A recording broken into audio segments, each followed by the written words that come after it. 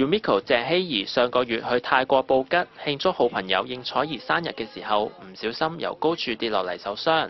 Yumiko 接受當地醫院治療之後，琴晚搭飛機返嚟香港，再入醫院治理。Yumiko 入院之前同傳媒見面，你嘅情況點樣啦？其實真係好咁之前一路都醫生係健康嘅理由咯，咁就唔想我坐飛機，因為驚喺空中係冇一啲飄唔飄？好啦，一路都要喺嗰度有。今日出資就可以搭到飛機翻嚟。頭先啱啱亦都有一位醫生係一路陪住我喺飛機度，咁我一路喺度諗住點樣。翻到屋企嘅感覺覺得好入咗好好。Yumiko 透露啱啱接受手術，你邊個部位有事啊？呢個不如遲啲先再公佈啦。所有醫療係咪由保險公司安排啦？我係有買保險嘅，但我亦都冇理到好多嘢，因為我覺得如果錢同埋生命要比較嘅話，錢唔重要嘅。應采兒都喺琴晚返嚟香港解釋當日發生嘅事。啲人會覺得好奇怪，點解你哋會無啦啦喺3樓跌到去1樓？其實係因為影緊相。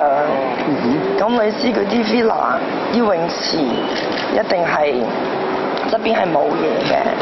咁我哋就一朝早起身，懶靚咁樣影一輯泳衣相。咁兩個人就企喺好邊係啦。咁其實佢褲就真係唔係好褲㗎啦，即係可能咁樣嘅，咁就擺咗好多 pose。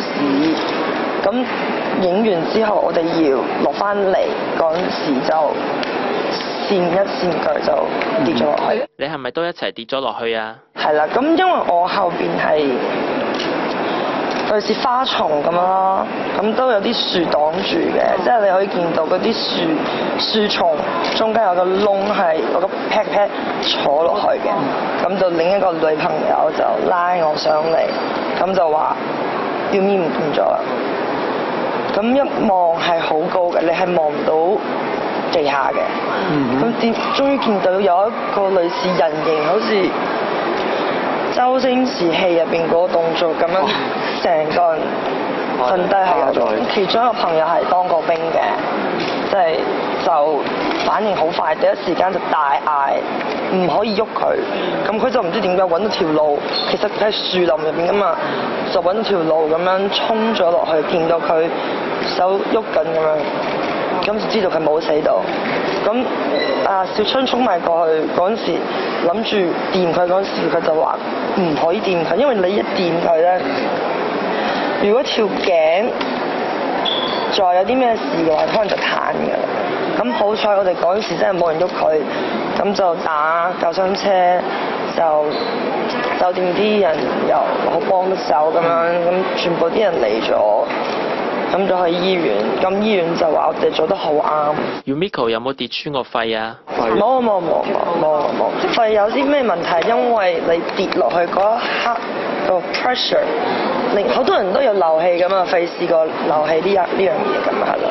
咁就唔係咩肺穿，唔係咯。你有冇感到內疚啊？